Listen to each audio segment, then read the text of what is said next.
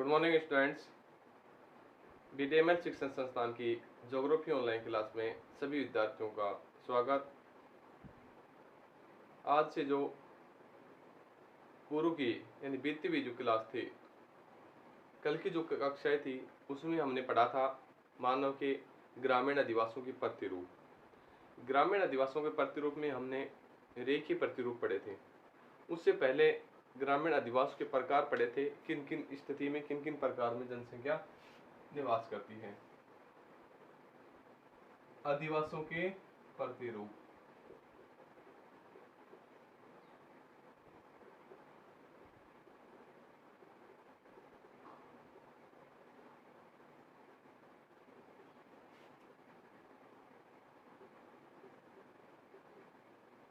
विषय रहेगा अपना भूगोल।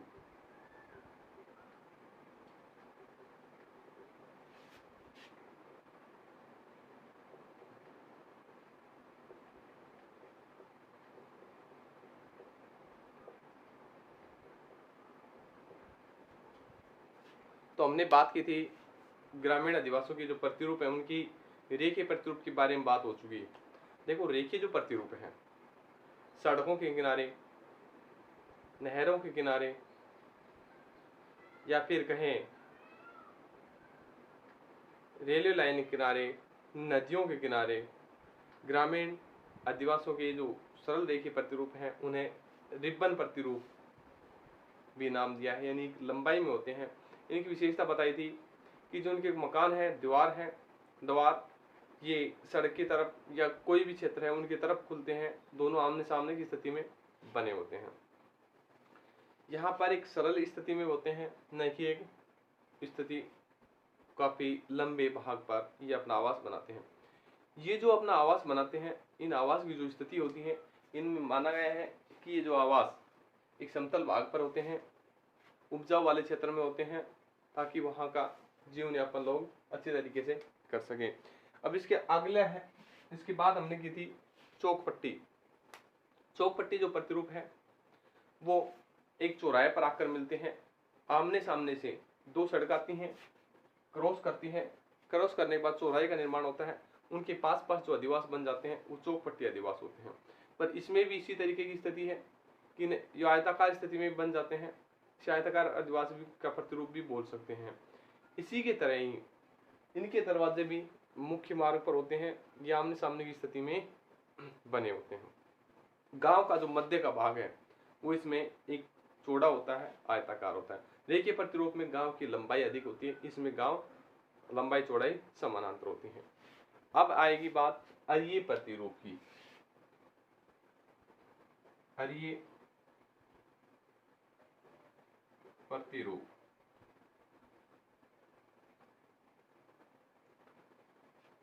बात करें जो अरीय प्रतिरूप है, अरीय प्रतिरूप में जो गांव की स्थिति है, गांव का जो क्षेत्र है, गांव का जो भाग है, वो गांव के अलग अलग हिस्सों से आकर मार्ग मिलते हैं, या नदियां मिलती हो या मार्ग मिलते हो, कच्चे मार्ग हो या पक्के मार्ग हो, वहां आकर मिलते हैं। जहां से अन्य गांव की दिशा के मार्ग भी वहां आते हैं। गांव के अनेक गलियां वहां आती हैं। गांव की जो गलियां हैं वो कच्ची हो सकती है, पक्की हो सकती है। आवागमन के साधन की स्थिति होती है। ये जो मार्ग पर जो आवास बनाते हैं, ये जो मार्ग पर आवास की स्थिति है, वो इनके दरवाजे पीछे की साइड भी हो सकते हैं, आगे की साइड भी बनाए जा सकते हैं। ये एक त्रिभुजाकार चौराहे मार्ग पर बसे होते हैं। इनकी जो पीठ रास्ते पर भी इस तरीके के मार्ग बने होते हैं आपस में, यानी इस तरीके के बने होते हैं।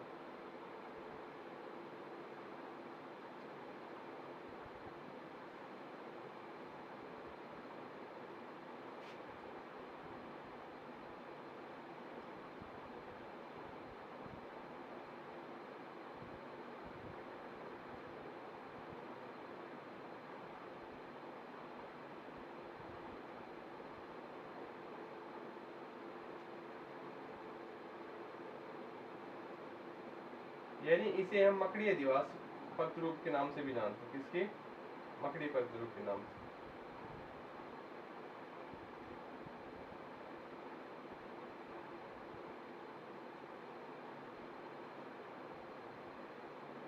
यानी जो अलग अलग मार्ग हैं, गांव के जो मध्य में आकर अलग अलग क्षेत्रों से मार्ग मिलते हैं, नया चौराहे का निर्माण होता है, नया तिरैया का निर्माण होता है, अनेक मार्ग आकर मिलते हैं जिन्हें हम रेडियल या अरीय प्रतिरूप कहते हैं। इसे मकड़ी जाल के नाम से भी जानते हैं,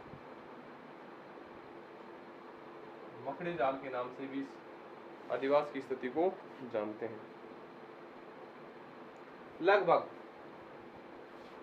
भारत में, पाकिस्तान में, चीन में 35% आदिवासियों की जो स्थिति है वो इसी तरीके की है। भारत के जो तमिलनाडु है, मध्य प्रदेश है, राजस्थान है, लगभग इसी तरीके के प्रतिरूप पाए जाते हैं, अरीय प्रतिरूप या मकड़ी जाल के प्रतिरूप।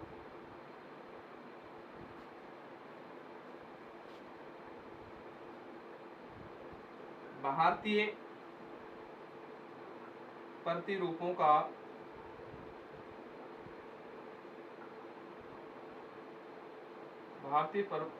का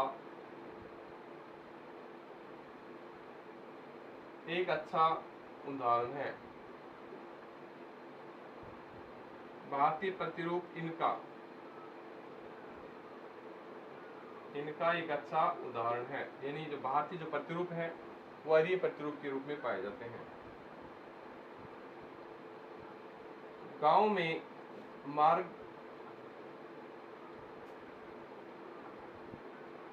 सभी दिशाओं से आकर मिलते हैं।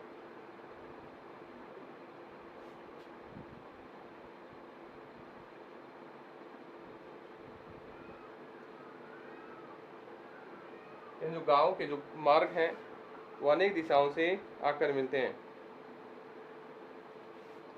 ये जो प्रतिरूप हैं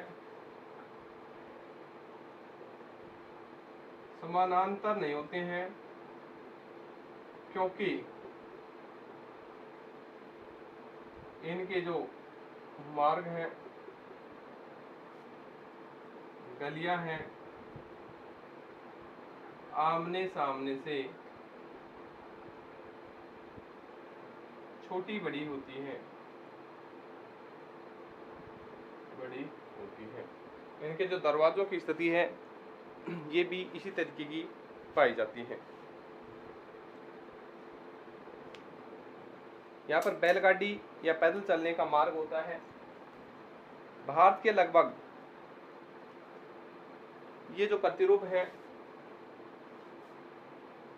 पैदल यात्रा या बैलगाड़ी यात्रा के रूप में होते हैं। ये जो प्रतिरूप है भारत, चीन, पाकिस्तान में लगभग 35% प्रतिरूप इसी प्रकार के हैं। भारत में तमिलनाडु, राजस्थान, मध्य प्रदेश आदि क्षेत्रों में इसी प्रकार के प्रतिरूप देखने को मिले हैं। इनके साथ साथ हरियाणा के भी प्रत्येक गांव ऐसे हैं जो इन्हीं तरीके के भी प्रत्येक गांव इसी तरीके के आदिवासियों से बने हुए हैं। इनके अलावा त्रिभुजाकार प्रतिरूप आते हैं।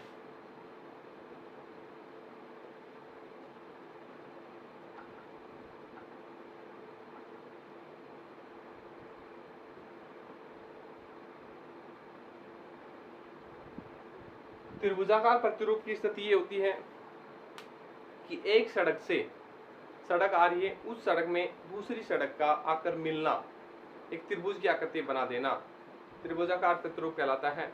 न कि वो आपस में क्रॉस करती हैं, एक सड़क दूसरी सड़क से आकर मिल जाती है, या फिर नहर के पास किसी नहर है, नहर के पास कोई सड़क का आकर मिलना, इस तरीके के अधिवास त्रिभुजाकार अधिवास कहलाते हैं।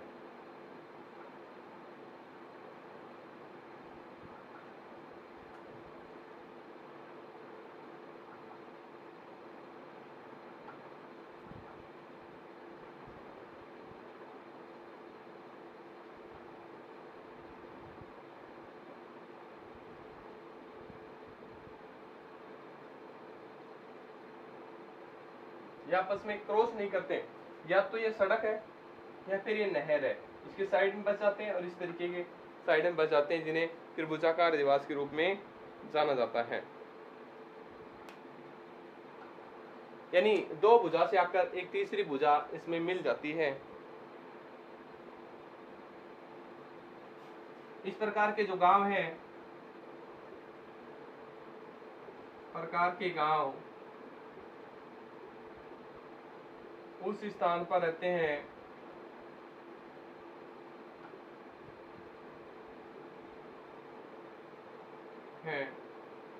जहां मार्ग क्रॉस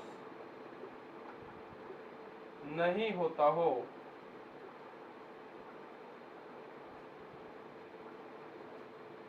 लेकिन किसी सड़क, नहर से दूसरी सड़क का आकर मिलना,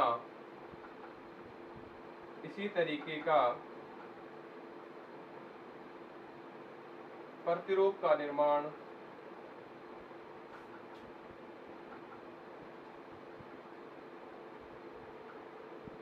करते हैं।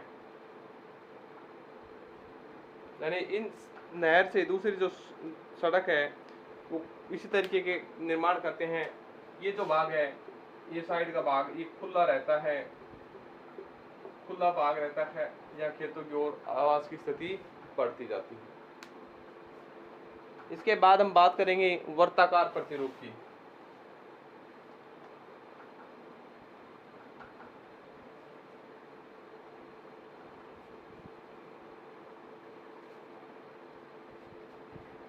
तो हमने पढ़े ग्रामीण आदिवासियों के जो प्रतिरूप हैं उनके बारे में, आगे क्लास में बात करेंगे वर्ताकार प्रतिरूप में। हमने रेखीय प्रतिरूप या रिबन प्रतिरूप पढ़ लिया, चौकोर या क्रॉस प्रतिरूप पढ़ लिया, या चौपट्टी प्रतिरूप पढ़ लिया।